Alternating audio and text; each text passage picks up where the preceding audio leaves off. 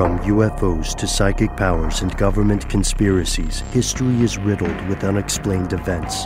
You can turn back now or learn the stuff they don't want you to know.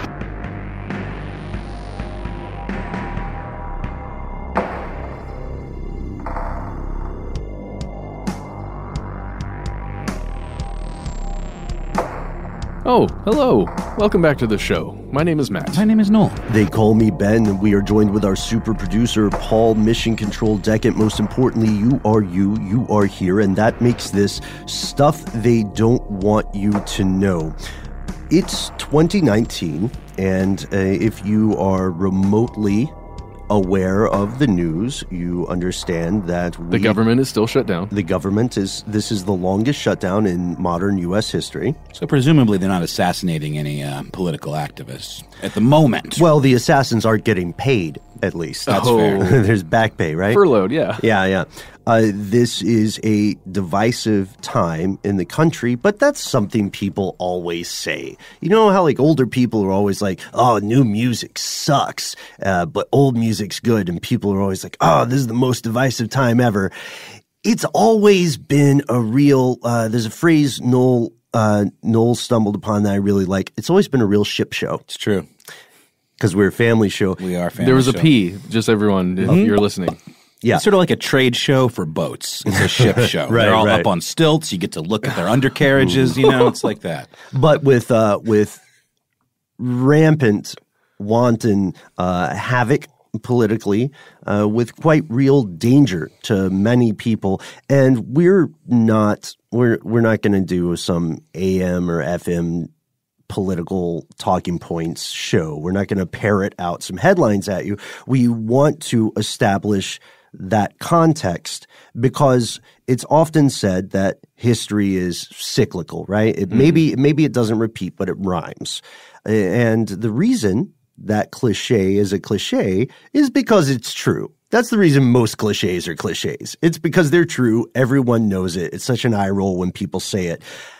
Today we are taking a journey into an event that may be familiar to some of us, and may be brand new to others, and it may be something that you just remember from one line in a Rage Against the Machine song, Down Rodeo, right? We were talking about this off air, listening to Rage Against the Machine, and the three of us, I don't know if you agreed, Paul, but the three of us, at least here in the booth, thought, Rage Against the Machine holds up. Well, the thing, too, about not to me, there's all of a sudden a critique about Rage Against the Machine and their cultural significance, but the thing that stands up to me is that all of the other, like, rap metal bands or whatever, they sound completely cliche and hackneyed now, but Rage Against the Machine just sounds like Rage Against the Machine. Nobody else really copied them so exactly that they sound like a tired, copy of themselves. So, good on them. For being innovative. Just another thing that I was reminded of, my wife is always trying to get me to listen to newer music. And back in the day, Jay-Z and who's that guy? It's the other guy. Jay-Z and Kanye. I'm just joking. Kanye. Give me a direction here. Something, I'm not sure. I think it's, if you're looking at a map, I think it's to the left. Kanye North by Northwest? Something like that. Okay. No, but they had a song that mentioned the person we're talking about today, and it just reminded me of that too. Just putting that up. Oh, yeah. Okay, so specifically that line in Down Rodeo is, they ain't gonna send me camping like they did my man Fred Hampton, right? And that is a real person. Yes. This is common knowledge to some of us. This is maybe an Easter egg for some people. But today we are exploring the life and times and untimely end of a very young man named Fred Hampton. Today, most people would not be able to point out Maywood, Illinois on a map. It's relatively small. It's a community of, at the closest estimate, a little more than 23,500 people in Cook County's Proviso Township. Shortly after World War II, there was this kid. His name's Fred Hampton. He was born in Summit, Illinois. He went to a high school in Maywood in the area. He was great at math. He was a great athlete, and for a time, he was a pre-law student. He died, spoiler alert, when he was 21 years old. That is bonkers to me. Every time I look back at these, like, whether it's like musicians that die at such an early age, like Kurt Cobain, I forget they were like 23 and 24 years old. I still think of myself as a relatively young man, but it really puts things in perspective, you know? Yeah, just getting started, Fred Hampton was. Mm-hmm. So what happened? To look at this, we will have to start with some social context, some background. So here are the facts. Fred Hampton is today most widely known for his association with the Black Panther Party, or BPP, officially the Black Panther Party for Self-Defense. This was founded in Oakland, California in 1966 by Huey Newton and Bobby Seale.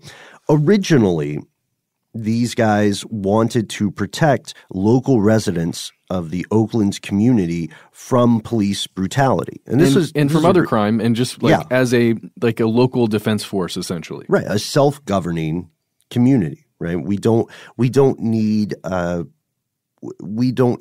the law enforcement industry, as they saw it, to further repress our community. There's so many things that could be solved, the reasoning goes, by just talking to kids, because these are teenagers, just saying, hey, don't cause trouble. Or, it's like you hear the stories of young kids who maybe get pulled over for something, or they get caught drinking underage or smoking pot, and then the officers, up to their discretion, they can book a kid and take them to juvie, or they can do something that is scarier and more frightening for some of them, which is call their mother. Well, that's true.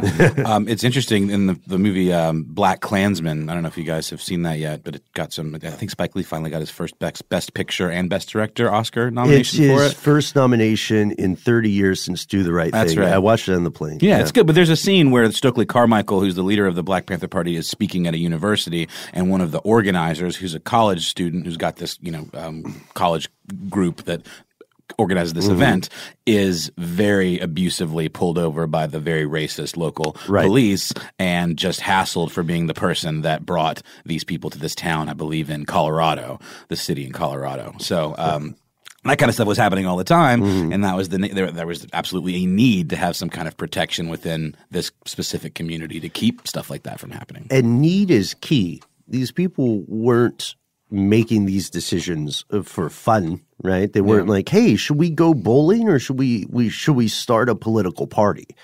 And then rock, paper, scissors for it. They saw a need, and as the BPP evolved, its goals expanded. They recognized this was not something that needed to exist only in Oakland, California, but in the continent entire, right? Especially the U.S., but also Canada. And the group eventually called for nationwide changes meant to combat the racial inequality in the U.S., which still exists today. Yeah. By the late 1960s, this organization had over 2,000 members, 2,000 admitted members. There were probably many, many more sympathizers, right? Or people who said, I see what you're doing. I tacitly, if not explicitly, support it. Critics of the party, including the FBI, saw this organization as a hate group. They saw it as on the level of racial supremacy group, like the KKK. And they also saw it as primed to explode in some sort of like massive uprising or riot kind of situation. When in fact they were building schools in inner city areas of Oakland, and they had like clinics and supply free lunches, co-ops, and all of this really incredible community building stuff, breakfast programs for kids and clothing drives and all of this stuff. And the thing I mentioned earlier about the, protecting themselves against, racial profiling, it certainly wasn't. It was much more of an awareness thing, and of like a let's stick together and make people aware that they can't mess with us because we are of one mind, and we will, look out for each other. Yes, and draw attention to the fact that this stuff is happening and know your rights. That's also big proponents of the Second Amendment, which the right to bear arms, not the animal bear arms. Yes. I feel like we always have to say that now, but the right to hold a firearm. I think this is a good place to mention that the Black Panther Party is one of numerous organizations that find their origins in this time period. Oh, yes. And these are somewhat splintered groups where members of one chapter of the Black Panther Party would go and form their own group, and this was happening throughout the United States. So there are basically, you have to imagine, if you look on a map, there are smaller groups all over the place rather than one unified group. Absolutely. And that's an excellent point, because not everybody agreed on every facet of the ideology, right? There would be people who agree with the push for equality, but they would say, hey, this is antagonistic, work within the system. And there were other people who said, well, the system is built to destroy you, so you are destroying yourself and us if you play along with these games. And if you look closely enough, it's interesting how you can see the rationality for almost all of the groups, because it almost makes complete sense in every scenario with these groups that are coming together. It's all about philosophy. Sure, and philosophy is ultimately only as valuable as the actions it inspires, which I just made up, but I'm going to stick by that turn of phrase. That was really good. I think it belongs on a bumper sticker and or a plaque of some kind. Or a T-shirt. Oh, my gosh. I really do think so. But this is totally true, because the biggest thing that Fred Hampton was known for was being like an organizer. He was a great speaker. He could bring people together. And he pushed for this idea that the people in charge were using tools, using racism as a tool to control people that were not in their club, which is that's tale not as old as time. That's not a conspiracy theory. No. That's just absolutely just look true. at it. And some conspiracy theories, for the record, are true. But he is right. There's an active conspiracy. The federal government at this time, as the Panthers expand, the federal government considers this group and associated groups terrorist, and they lump them in with the various other separatist or status quo challenging groups that you alluded to earlier, Matt. In the FBI's estimation, the BPP was an extremist group that, quote, advocated the use of violence and guerrilla tactics to overthrow the U.S. government. That's a heavy phrase to drop. It is. There's whether or not you largely agree with the idea of, let's just pick one thing, whether or not you agree with the Second Amendment, it's a hell of a leap to say that people attempting to police their own communities are automatically going to the White House to burn down the Oval Office. That's a logical leap, and it's one the FBI bought. Well, it's absolutely. They didn't. I don't know or if they even, sold they it. sold it. Yeah. Exactly. It's absolute hyperbole, and it's like we're saying. It's this idea of selling to the public this notion that this group of organized African American people are somehow a threat to you in your white communities or in your way of life and your job and all of this stuff and your safety. Therefore, they accept whatever they need to do to get rid of them. It really is propaganda, but we cannot discount that some of these splintered off groups were using extreme violence as the a Weatherman, tactic. Yeah. And I think it's the Symbionese Liberation Front. Sure, like these other much more extreme could even now be classified as terrorist groups. Right. Yeah. This is during the Vietnam era. Meaning that I have a great metaphor for this. I want to save it for the end. But the idea here was one of an existential threat. So the Federal Bureau of Investigation deals with things like, human trafficking, drugs, murders across state lines, that kind of stuff. And they said, back burner, dissidents, extremists, terrorists, people who want the U.S. to be less racist, them too. And that's our number one priority. That's our priority. They said, look, drugs, human trafficking, interstate murder, stuff happens, omelets, eggs. But I'll tell you what, buddy, these hippies, these Black Panthers, this injustice shall not stand. only our injustice shall stand, one might imagine. Oh, man. So with that context, let's look at Fred Hampton.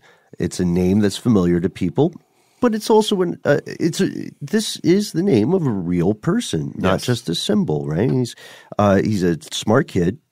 We mentioned that he was born in Summit, Illinois. That was on August 30th, 1948. So like us, he's an August kid. Mm-hmm. He was raised in Maywood, and he graduated from the high school there with honors in 1966. From high school, he first went to the Developmental Institute at the YMCA Community College in Chicago, and then he attended Triton Junior College in River Grove, Illinois. He majored in pre-law because he planned to familiarize himself with the legal system, to know his rights, with the aim of better protecting his community against what he saw as the threat of the police.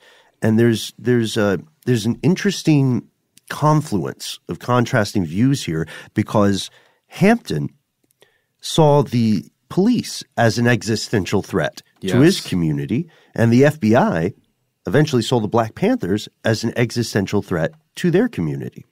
Yeah. So originally, he's a very young kid at this time. Originally, Fred organized for the NAACP. Yes. The National Association for the Advancement of Colored People, just to put that back in there. And then he ended up joining the Black Panther Party in 1968, which was headquartered at the time in Oakland, California. And, after he joins up with them, he moves to Chicago, and he basically develops an Illinois chapter of the Black Panther Party. He gets in on the ground floor. Yeah. And over the next year in Chicago, Hampton and other members of the chapter and people associated with it achieved some pretty impressive stuff. Like Noel said earlier, they are supplying clothing, they're supplying food, they're organizing, they're educating. The most notable achievement, or the one people remember the most often now, was that Hampton brokered a deal between some of Chicago's most powerful street gangs by saying, look, we are in a system that wants you to fight. It wants you to kill one another because then you won't vote. It wants you to kill one another because then you won't get old enough, maybe not even to your 30s. Yeah. And you have to be in your 30s to be president, right? And if you're fighting each other, you can't see the real enemy, essentially. Exactly. Yeah. And this message resonated with these gangs. And so he televised this multiracial, class-conscious alliance between the BPP, the Young Patriots Organization, and the Young Lords. Yeah. This was technically a non-aggression pact, because he said, this is what the system wants. It wants to keep you poor. It wants to keep you dying young. Yeah. Or put you in prison. And he was, we said this was televised. Mm-hmm. Fred Hampton was somebody, if you listen to, he is very convincing. Mm-hmm. And if you listen to him, I mean, it's just there's sometimes comes along a public speaker who can, in a way, and I don't know if this is the right word, but almost entrance you, where you're just listening and you're like, okay, yeah, I hear what you're saying. The way you're speaking, what you're saying, it's speaking to me. It's not, you're not speaking at me, you're speaking to me. And since it was on television, the right, I guess, and wrong people were noticing. Ah, excellent point, Matt. Yes, because this is a moment that can be propagated before it can be censored, right? Yes. So after this watershed event, after this watershed year, during this year, Fred Hampton also coins a phrase that will be familiar with a lot of people who may not have heard of Fred Hampton, which is the phrase Rainbow Coalition, arguing again for a multiracial cooperative to address the entrenched poverty of lower working class Chicago and, more importantly, the country as a whole. This was later taken up by successive political pundits, right? Yeah. It was really used. It morphed over time, let's say. Mm-hmm. It did. And one thing I like about what you're pointing out with the televised with the televised, let's all get together, cooperate, overthrow the system, right? Forget the G-rides. I want the machines that are making them. The BPP did have a Maoist or communist tinge to its ideology, and this made the idea of the Black Panther Party a compounding threat. That's right. Because we're in Cold War era at this point. And they were essentially messing with the money. What happened this year? Well, at the very end of 1969, according to the official story, Fred Hampton died in an apartment raid searching for illegal weapons in the early hours of December 4th, 1969. The FBI saw themselves as protecting the population, protecting the innocent population of Chicago.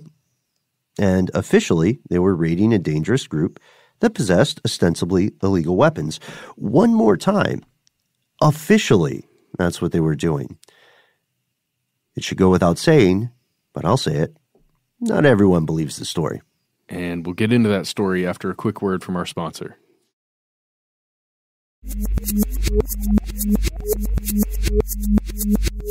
And we're back. And I just want to point this out here.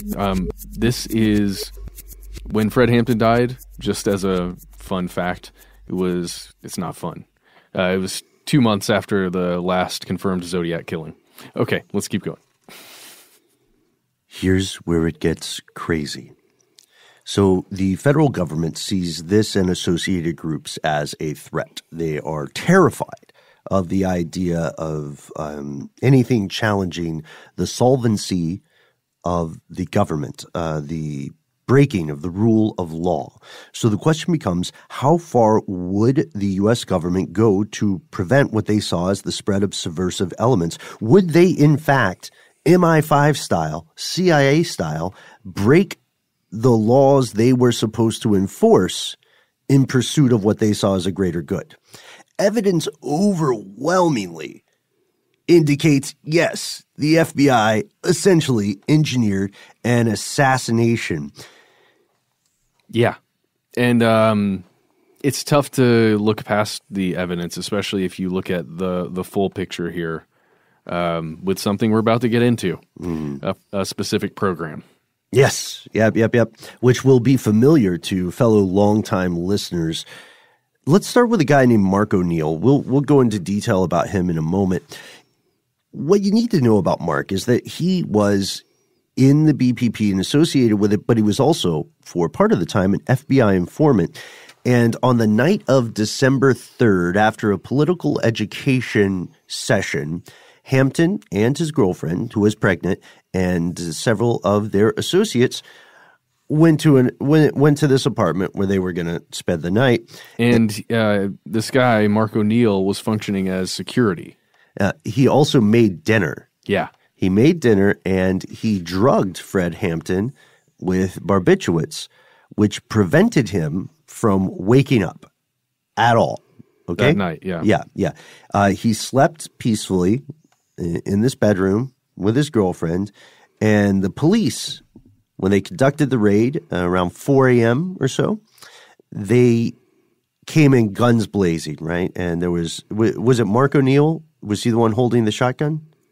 Mark O'Neill was there, or at least for a time. Mm-hmm. Yeah, because again, he set the entire thing up. So the police shot security. It was one guy with a shotgun. They just shot him. Yeah, that was not Mark O'Neill. That was not Mark O'Neill. No, they just shot the guy. As he's dying, shotgun discharges. It's the only shot the BPP fired that night. And then they aimed their fire on the bedroom where Hampton and his, again, pregnant girlfriend, and again, these people are in their 20s, right? Yeah. They shot a 21-year-old kid asleep in a room, and you could claim fog of war. You could claim best of intentions, or that the road to hell is paved with those kinds of tiles.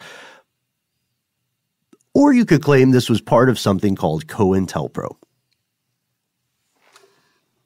Which it was, just for the record. Yeah. I want to put that out there. COINTELPRO. And you may be most familiar with this word Unfortunately / kind of fortunately through the work of Alex Jones, and you'll hear him yelling about it on the internet sometimes.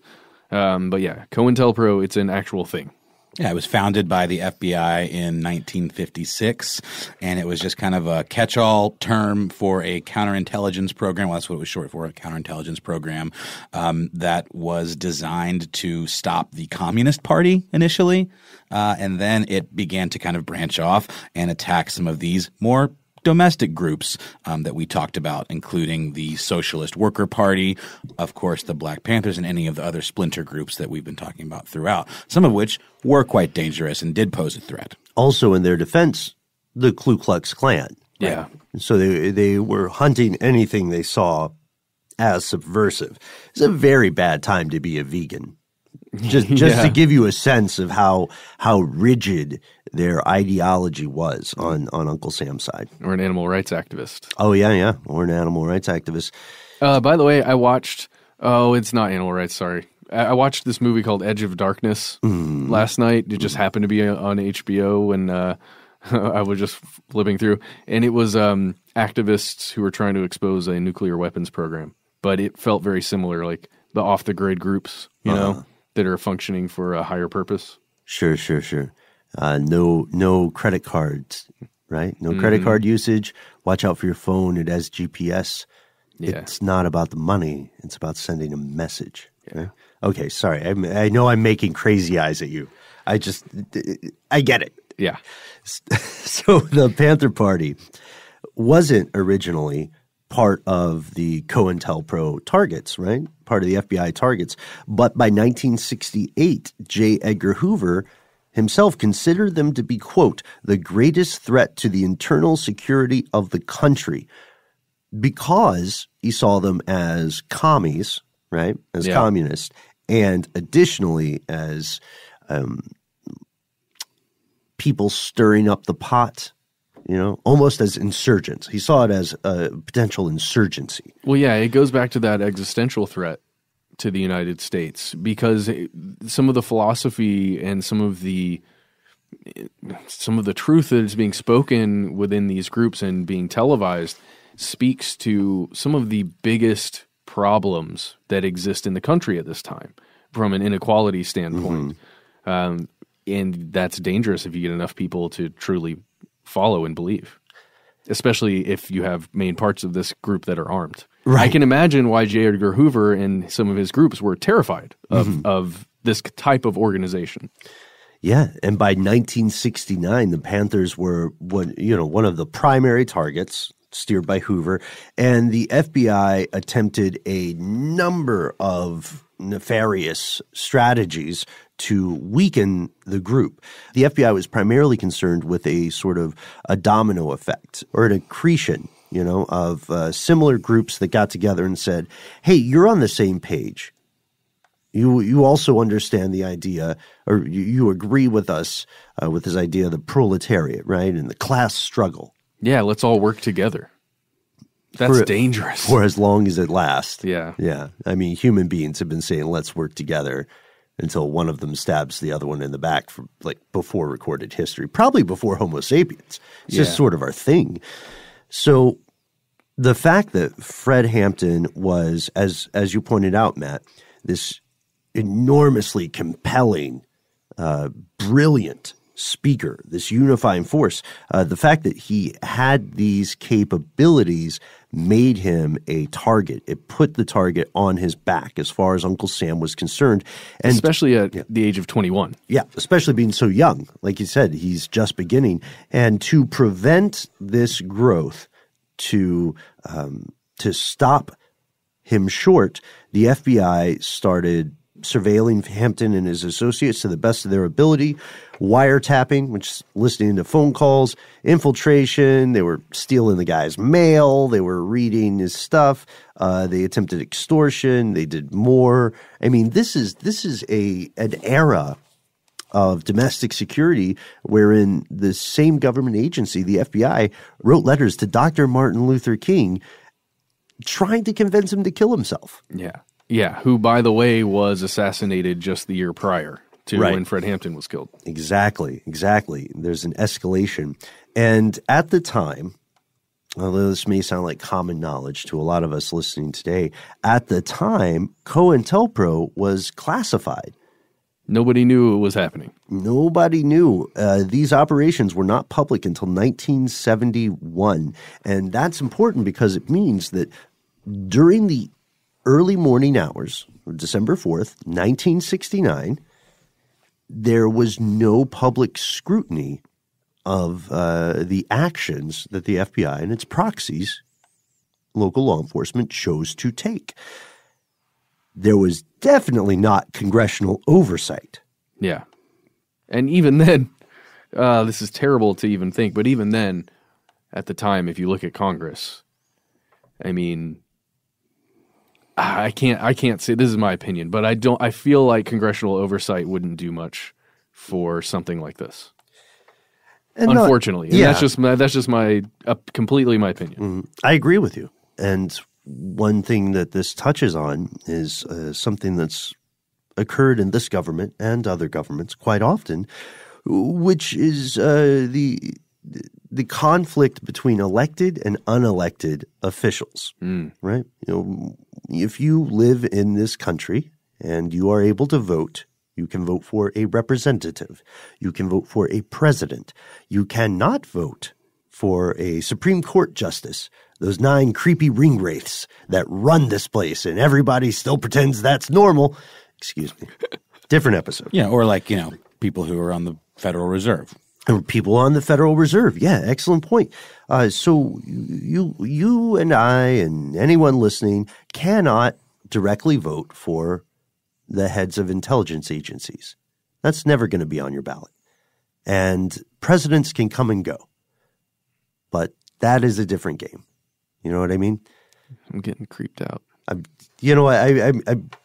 passionate about this. I feel like I'm preaching to the choir here, but it's true. And the reason we bring that up is because I want to be very clear that there are people in Congress with the best of intentions who had no idea what was going on. Yes. You know what I mean? They were concerned about their constituency. They were probably mainly concerned with being reelected, if we're being honest.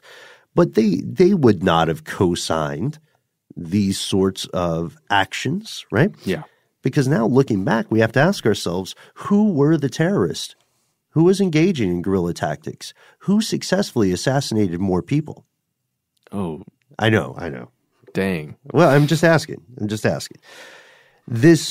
This stuff comes to a head in 1976. The Select Committee to Study Governmental Operations, which is something you hipped me to years and years ago, Matt. The Church Committee. Yeah. Yeah, they finally realized in 76 that the FBI was violating the law and had been violating the law in several operations under COINTELPRO. Pretty rough stuff. So the stated aim, right, of COINTELPRO when they go into an office and they're like, okay, this is what COINTELPRO is going to do. We're going to prevent violence, and that's really what it is. But some of the actions that they took during this, it arguably promoted violence between not between the FBI and other groups, but between the groups that the FBI is surveilling under COINTELPRO, specifically the Black Panthers and several other rival organizations. And we mentioned this in our video that we made, years ago. I don't even know when that was, but and we talk about 2 other groups, the United Slaves and the Blackstone Rangers, who are 2 other, I say similar groups, but they're very different in many ways. But it's these 2 other groups were then having major conflicts with the Black Panthers because of the actions taken by the FBI. Yes, and the FBI did not want these groups to unify. In the eyes of the Bureau, these groups were similar enough that they should be kept apart. They were considered troublemakers, right? And the FBI also worked ardently to prevent prominent BPP members from making public appearances. According to Noam Chomsky, who I know it can be a controversial author for some people, COINTELPRO eventually expanded to include political assassinations. The reason we say according to Noam Chomsky is because even today you will quickly go down a rabbit hole of various You know what? I'm going to call them apologetics. I'm going to call them various attempts at rationalization of assassination. Okay.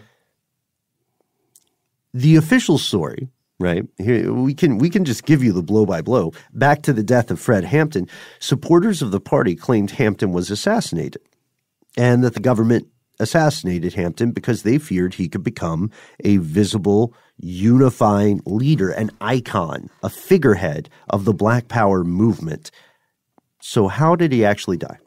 We'll get to that right after a word from our sponsor.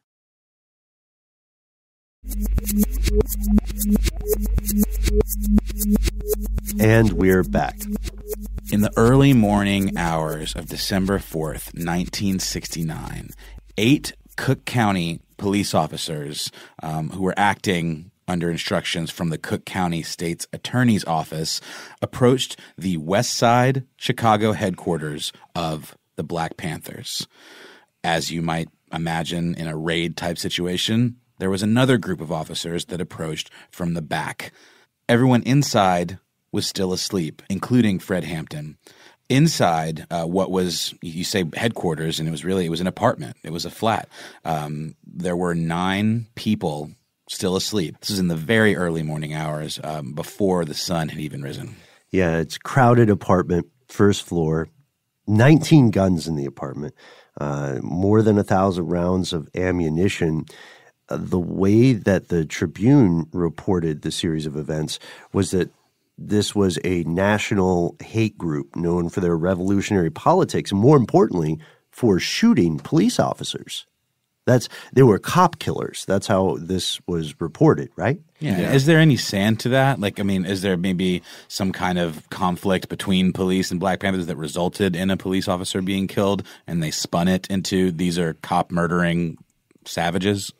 I don't have the reporting right here with me, or the police reporting, but to my mind, for the Chicago Tribune to print that for killing cops, I would say that at least a few instances occurred. Yeah, there are claims that there were 35 police officers who were murdered by the Black Panthers and the subsequent Black Liberation Army across the 60s, 70s, and 80s. So there were cops who did die. They were shot. Mm-hmm.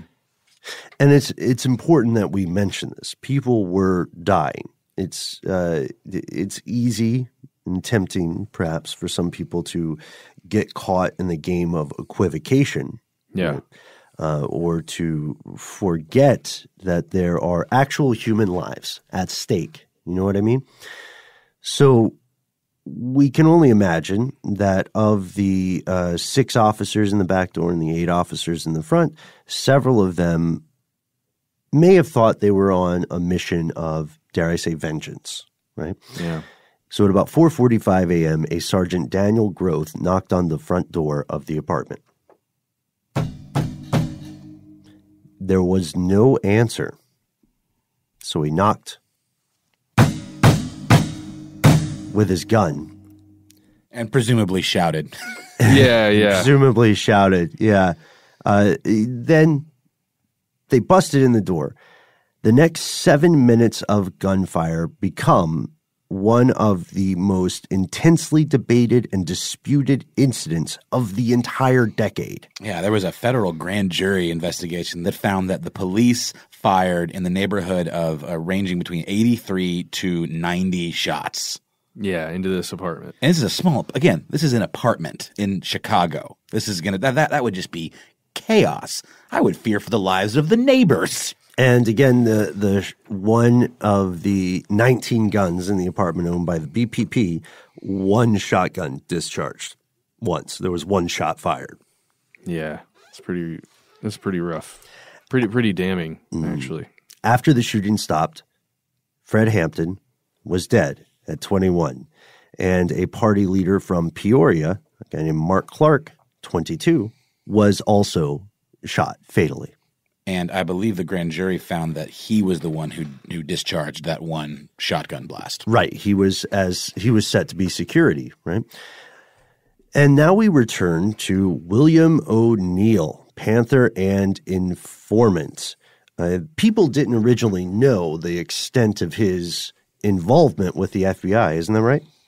Yeah, it wasn't until the death occurred in 1969, and his role wasn't revealed until 1973.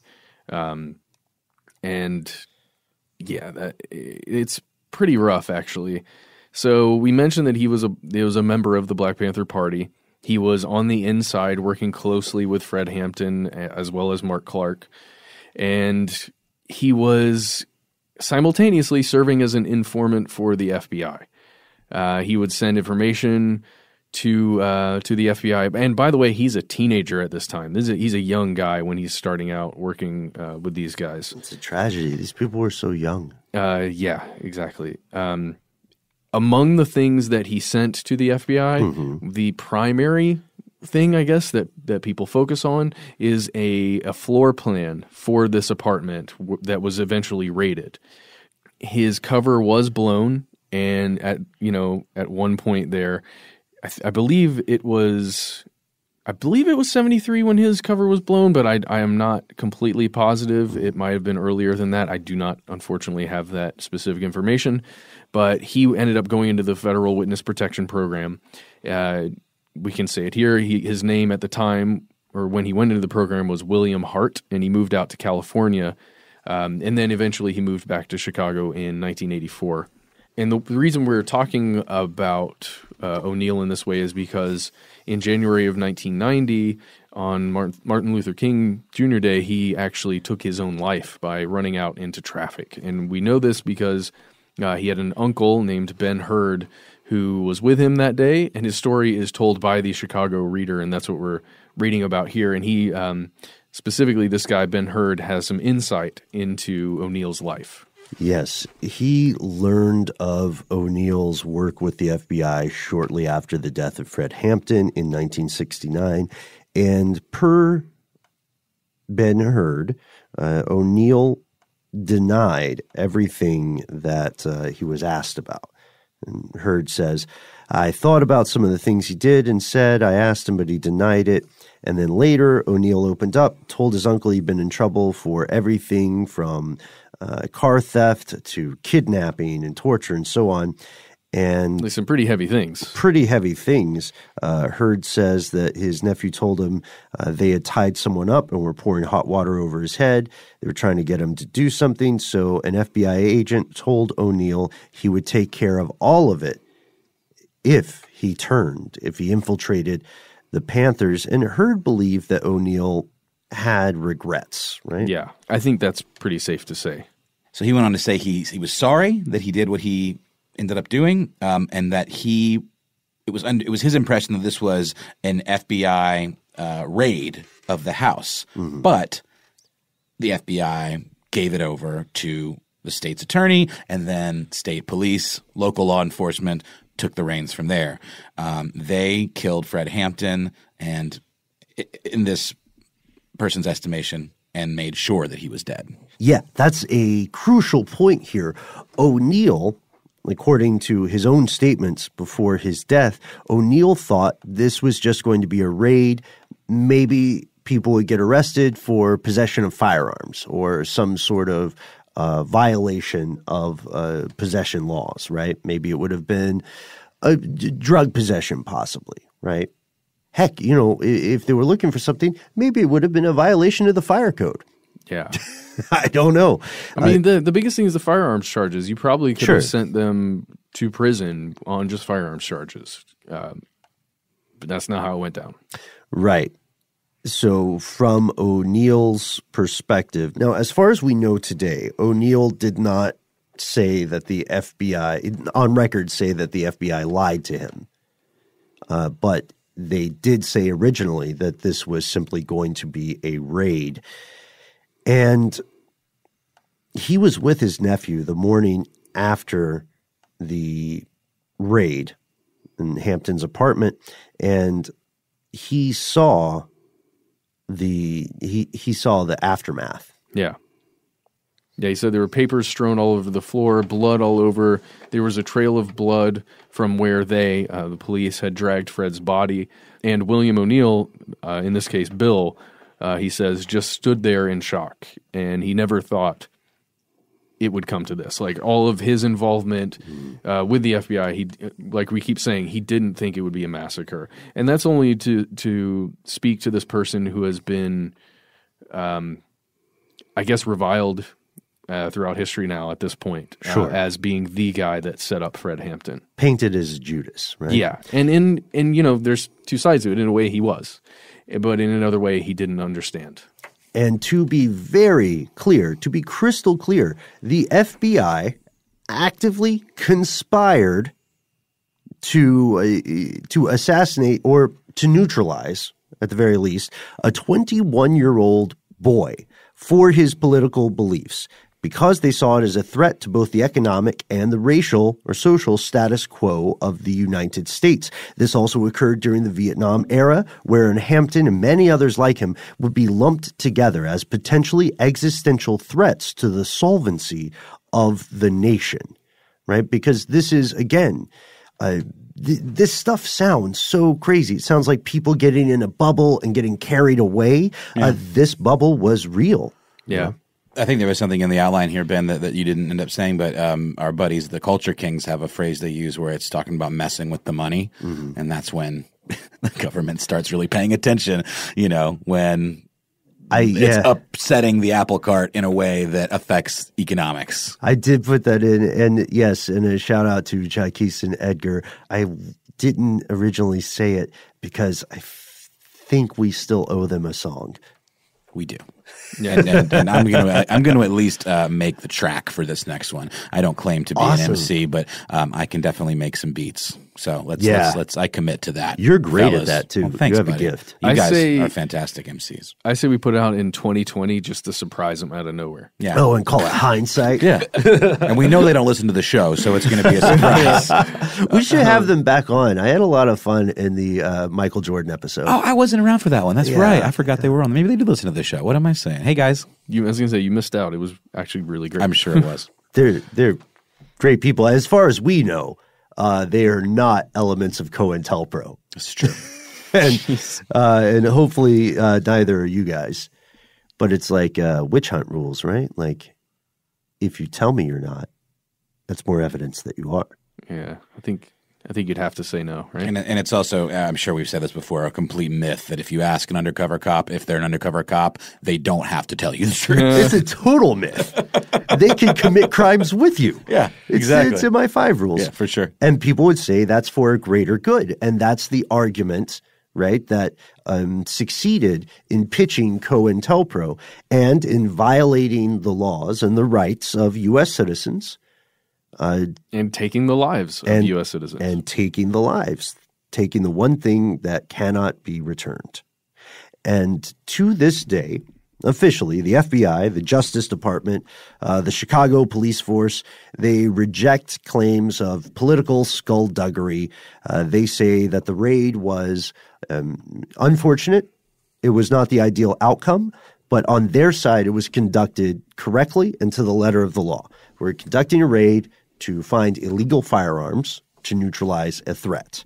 In 1971, however, an activist group called the Citizens Commission to Investigate the FBI stole COINTELPRO documents. They stole the paperwork from a field office, and this is how COINTELPRO became a public thing. Had they not conducted that raid, you see the parallels here, had they not conducted that illegal raid, then it is possible, if not plausible, that COINTELPRO would remain a myth and a rumor. And a conspiracy theory, an unproven conspiracy theory. Even today, yes.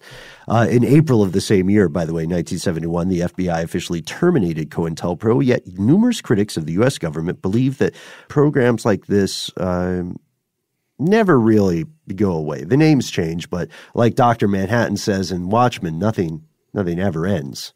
Oh, yeah.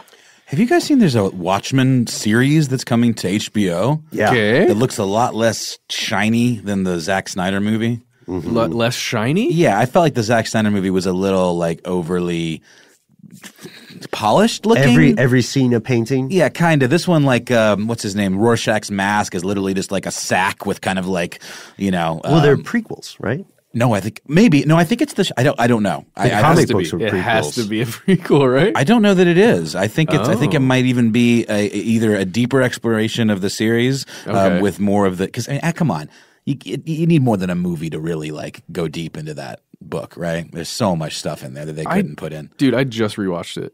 Do you think it holds up? I didn't like it. I don't know. I loved it. You did like it? I loved it. You loved it? Okay. All right. I don't know. And maybe it is just nostalgia. I think the reason for me was that that was such a formative graphic. That was the first graphic novel I ever read where I was like, oh, I see what graphic novels can accomplish. Yes. And it was just like mind-blowing to me. So I felt like it was very sacred to me. And to see someone try to do – I felt like it was a valiant effort, but I also didn't really care for Zack Snyder's style anyway. Alan Moore hated it. Yeah. Yeah. Alan Moore is like – well, I don't think he watched. He probably didn't even watch it. No,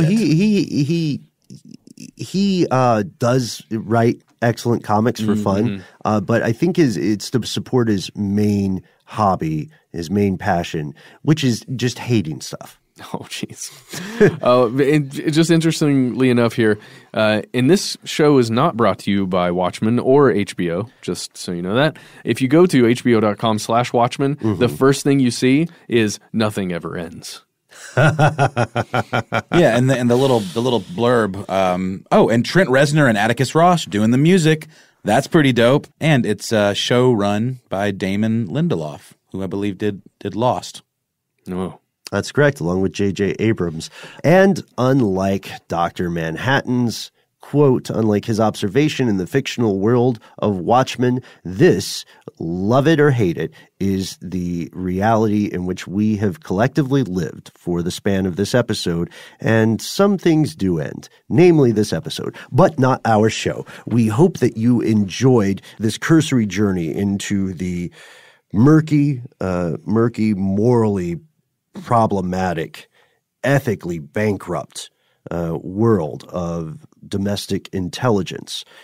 We hope that regardless of whether or not you agree with the views of various groups mentioned in this show, we hope that you can agree that the loss of any human life is a tragedy. We also want to know if you think COINTELPRO really ended. Do you think it's still around? And if so, in what iteration? Do you have a story or a particularly suspicious death that you think deserves more attention? Let us know. You can find us on Facebook. You can find us on Instagram. You can find us on Twitter. We are Conspiracy Stuff at any number of those. And you can meet the best part of the show, your fellow listeners, on our Facebook community page. Here's Where It Gets Crazy. Matt will not, for various reasons, various non-sketchy reasons, reveal his personal Instagram. Noel and I will. I am at Ben Bolin. And I'm at Embryonic Insider. And if I'm not mistaken, Matt, you sort of dropped a few clues last time. Are you going to keep it on the DL like that? I am at an egg-shaped object. You're the on Twitter Instagram. egg? Yep. You're just the Twitter egg. That was me You're the whole you're time. Anonymous Twitter user. Yeah. But what if somebody doesn't care for the internet, you guys? Well, then I don't know how you're getting by in life these days. But no, you know what? That's not true. There are ways. You can still – there's telephony? Telephony? Telephony. Remember? You guys know telephony? Telephony. Telephony Jones? That's what they used to call it, you guys, back in the day. Remember when, like, the early days of the internet where there would be, like, a telephony suite in like Prodigy or something where you could make phone calls through the computer? It was crazy. Phony. Literally phony. Oh. We do have a number, though. We have an old school number. We are 1-833-STDWYTK. Yes. Call and leave a message. But what happens if someone says, okay, I don't want to use social media and I hate phones because it's, 2019? Absolutely. Just send us a good old-fashioned email. We are conspiracy@howstuffworks.com.